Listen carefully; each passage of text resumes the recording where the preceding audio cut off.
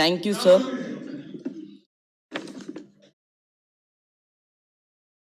Sir, today I am thankful to my party that I am here and speaking in this August House on a subject of the High Court and Supreme Court judges' salaries bill. Please. So the Parent Acts had come in 54 and 58.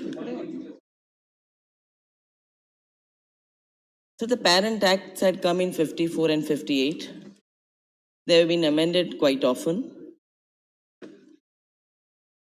So today, if I have to speak on this bill, on the salaries of the honorable judges of the apex court and the various high courts of our country, I think I would not have much to submit in the sense that in this August House, as members of Parliament, we are talking about salaries of our honorable judges who are doing their job excellently.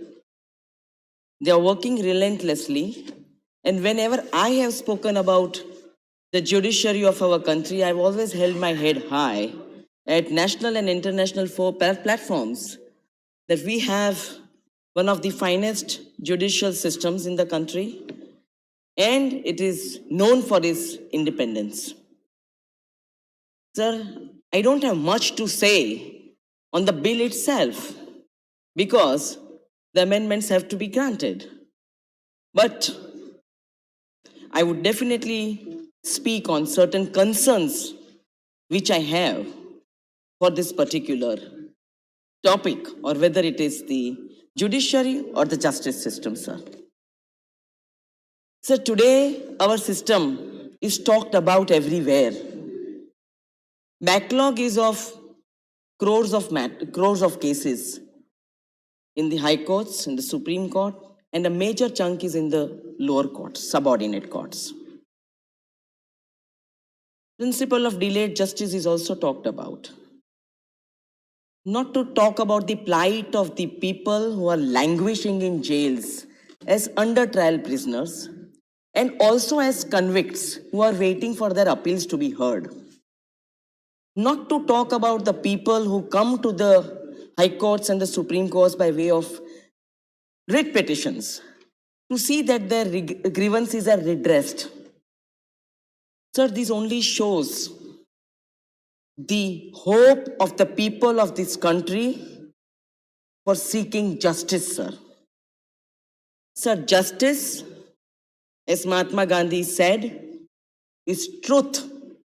He was himself a lawyer and he fought against injustice. And so, sir, when we talk about justice in this country, I feel that we should be talking broadly about the social justice of this country. Sir, people of India think that this is the last resort. They have so much hope in the judiciary. They come to the court knowing fully well that their matters will not be heard for a long time. There'll be adjournment dates. Seeking legal aid would be difficult. Getting a lawyer and then paying his fees or her fees would be difficult. But still, sir, the people of this country access this system. And when we talk about justice, sir, and when I mentioned Mahatma Gandhi, sir, I come from a land of Mahatma Gandhi, from the land of Mahatma Gandhi. And he believed that people should live with self-respect. They should get their rights as a human being. And sir, when he said that, he meant that everyone should be enjoying their rights equally. And that is what our constitution has mandated. Equality before law. Equality in getting justice, sir. So there have been a plethora of laws in our country. In the late 80s, sir, we had the legal aid services Authority Act, sir. Legal aid is provided to our people. But sir, are they aware of their rights? Can they go and access this system? Sir, we have seminars on access to justice. But sir, I think access to justice should be access to the system first, sir. I would like the Honorable Minister to tell this August House, how do they think of dealing with the huge backlog? Is this government sensitive towards filling the vacancies? I may give a lot of numbers, sir. Is this government going to fill up the vacancies? We need so many judges at the High Court. Please. Do not disturb it, please. Sir, Nothing is going on record. Dr. Amir Agnik ji, please. sir, I myself, Agnik ji, you please. sir, I myself feel that it is unfair that my colleagues are sitting outside and I am raising this issue of unfairness in this house, sir. Justice systems means fairness. This is the not Justice subject we are means discussing, giving out not allowed. opportunity Please, to everybody. speak on the subject. Justice means माननीय hearing madam, everybody. आप subject पर बोलिए, आपकी बात record in पे the जाएगी. language of Mahatma Gandhi. I'm requesting you, subject पर बोलिए, आपकी बात Sir, I record am पे जाएगी. speaking on the subject. Yes, please Sir, I am speak. speaking on the Please subject. speak on the subject, otherwise I will move to other side. Please, no, not allowed. Mrs. Trichu Sivaji, you are sitting. Please. Sir, I am be. speaking on the bill. कृपया आप शांति बनाए रखें. Bill पर ही बोलने के लिए आप बैठ जाएं. आप उन्हें बोलने दें, आप डिस्टर्ब ना करें उन्हें प्लीज. आप बैठ जाएं प्लीज. ना कोई चीज रिकॉर्ड पे नहीं जा रही है, कोई चीज. आप इसका मतलब आप माननीय सदस्य को बोलने नहीं देना चाहते. माननीय सदस्य को आप बोलने नहीं देना चाहते. आपके आचरण से ये स्पष्ट है. प्लीज, मैं इस बारे में. Sir, I am speaking on the bill. Please, आप speak. Please speak. Please speak. Please speak, madam. Please speak. Please speak. Please speak. Please speak. Sir, I will. Please. Sir, I will give an example, sir. Sir, I will give an example, sir.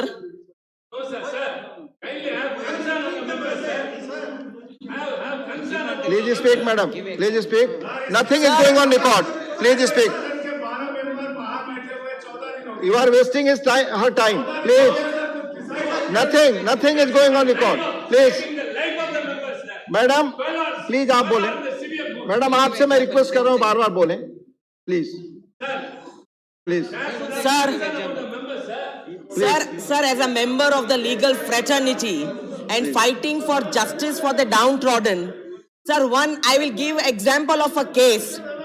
A young boy one day came to my office, a boy of 12-year-old, and he came and told me, "Madam, today my mother will not attend the court." And I asked which case you have come for. And he said that you have the case of so and so. I would not like to name the woman. And she is fighting for my custody. And she wants maintenance for maintaining herself. She has been coming to the court for the last 8 years. Her matter is not being heard. She is not being given an opportunity of hearing.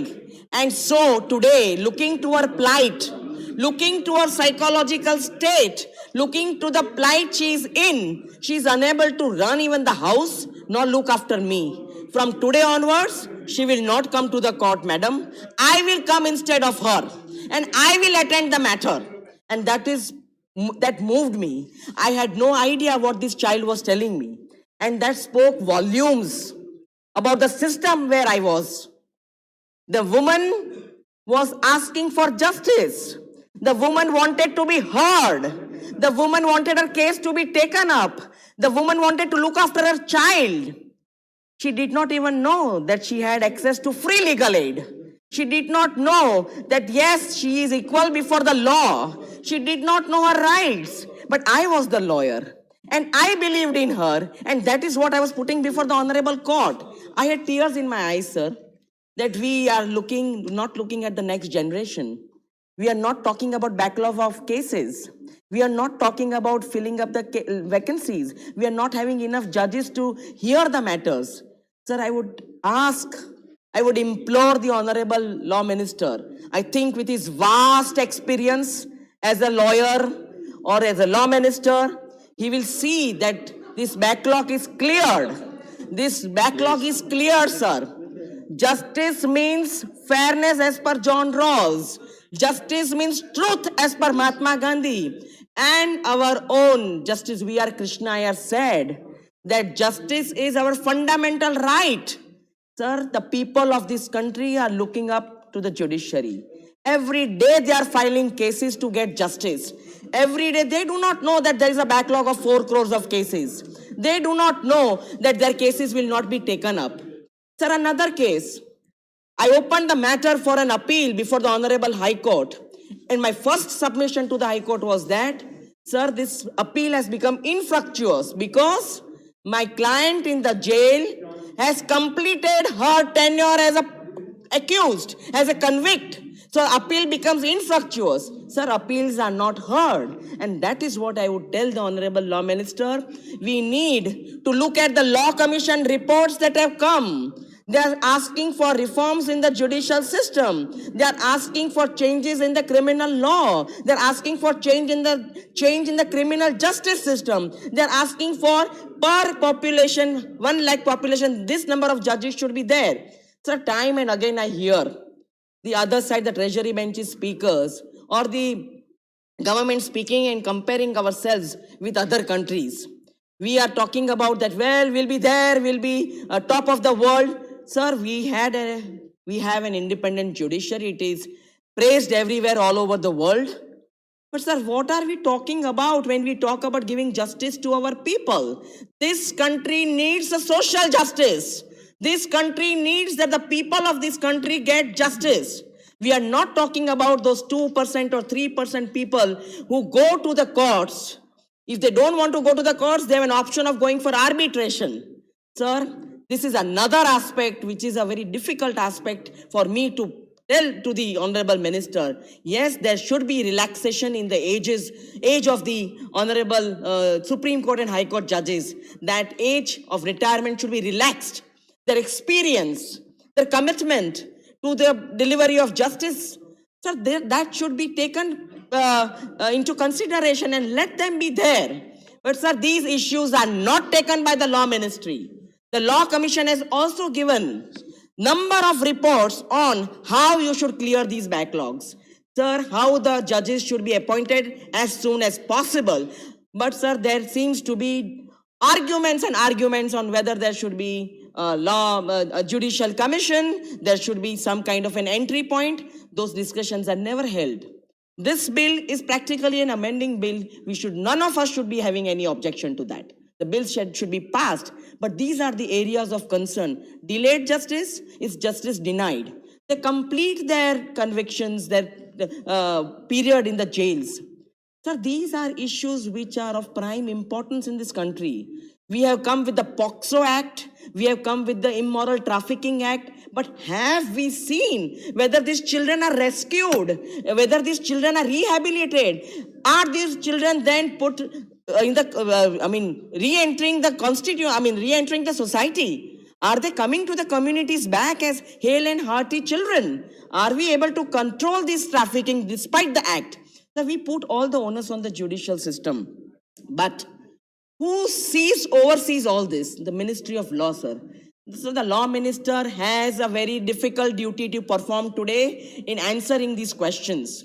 You cannot put everything in the judicial system and say that there is so much number of backlog and we are trying to clear.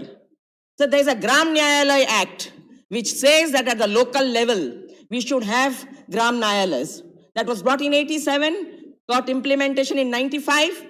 Where are those Gram Nyayalayas? We wanted 5,000 courts at the village level.